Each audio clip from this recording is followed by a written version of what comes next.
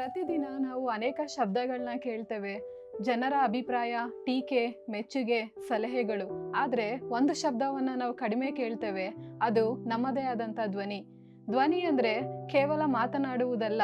ಧ್ವನಿ ಅಂದ್ರೆ ನಮ್ಮ ಆಲೋಚನೆಗಳು, ನಮ್ಮ ನಂಬಿಕೆ, ನಮ್ಮ ಸತ್ಯ, ನಮ್ಮ ಆತ್ಮವಿಶ್ವಾಸ. ಜಗತ್ತನ್ನು ಬದಲಾಯಿಸುವಂತ ಶಕ್ತಿ ನಮ್ಮ ಧ್ವನಿಯಲ್ಲಿದೆ. ಸ್ನೇಹಿತರೆ, ಅನೇಕರು ಮಾತನಾಡುವುದನ್ನ ನಿಲ್ಲಿಸ್ಬಿಡ್ತಾರೆ. ಯಾಕಂದ್ರೆ ನನ್ನ ಮಾತಿಗೆ ಯಾರು ಕಿವಿಗೊಡ್ತಾರೆ, ಜನ ಏನು ಅಂದ್ಕೊಳ್ತಾರೆ, ನಾನು ತಪ್ಪಾಗಿ ಹೇಳ್ಬಿಟ್ರೆ ನಾನು ಚಿಕ್ಕವಳು ಅನ್ಕೊಳ್ಳುವಂಥ ಭಾವನೆ. ಈ ಭಯಗಳು ವ್ಯಕ್ತಿಯ ಧ್ವನಿಯನ್ನ ಮರೆ ಮಾಡ್ತವೆ. ಮೌನ ಅಂದ್ರೆ ಅದು ಸುರಕ್ಷತೆ ಅಲ್ಲ, ಅದು ಅನ್ಯಾಯಕ್ಕೆ ದಾರಿ ಮಾಡಿಕೊಡ್ತದೆ. ಶಾಲೆಯಲ್ಲಿ ಒಬ್ಬ ವಿದ್ಯಾರ್ಥಿ ಸದಾ ಮೌನವಾಗಿ ಇರ್ತಾ ಇದ್ದ. ಒಂದು ದಿನ ಅವನು ತನ್ನ ಅನುಮಾನವನ್ನ ಶಿಕ್ಷಕನ ಹತ್ರ ಕೇಳ್ದ. ಆ ಪ್ರಶ್ನೆಯಿಂದ ಶಿಕ್ಷಕ ಹೊಸ ವಿಷಯವನ್ನ ವಿವರಿಸಿದರು. ಅವನೊಂದಿಗೆ ಅನೇಕ ವಿದ್ಯಾರ್ಥಿಗಳು ಮಾತನಾಡಲು ಪ್ರೇರಣೆಗೊಂಡರು.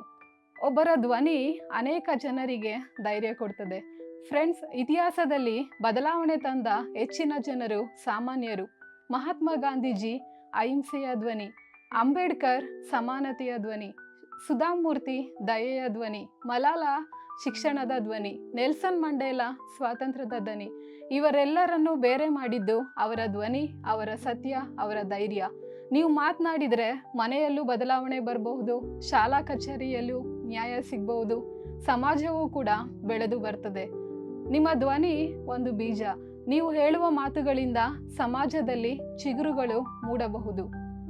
ಒಂದು ಕಂಪನಿ ಹಳ್ಳಿಯ ಮಧ್ಯೆ ಫ್ಯಾಕ್ಟ್ರಿ ಕಟ್ಟಲು ತೀರ್ಮಾನ ಮಾಡಿದ್ರು. ಹಳ್ಳಿಯವರು ಭಯದಿಂದ ಮಾತನಾಡಲಿಲ್ಲ.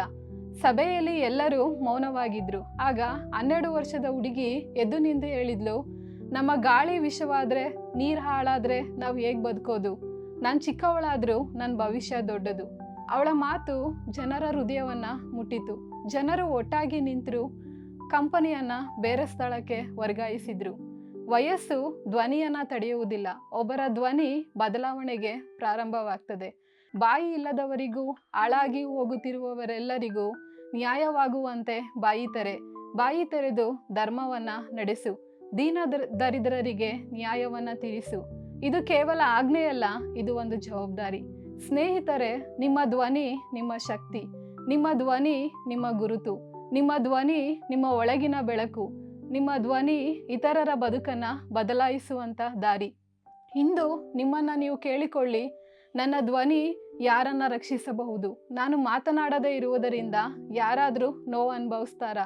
ನನ್ನ ಧ್ವನಿ ಮೂಲಕ ಯಾವ ಸತ್ಯವನ್ನ ಜಗತ್ತಿಗೆ ಹೇಳ್ಬೇಕು? ಹಾಗಾಗಿ ನಿಮ್ಮ ಧ್ವನಿಗೆ ಒಂದು ಮೌಲ್ಯ ಇದೆ. ಸತ್ಯ ಮಾತನಾಡಿ, ಧೈರ್ಯದಿಂದ ನಿಲ್ಲಿ.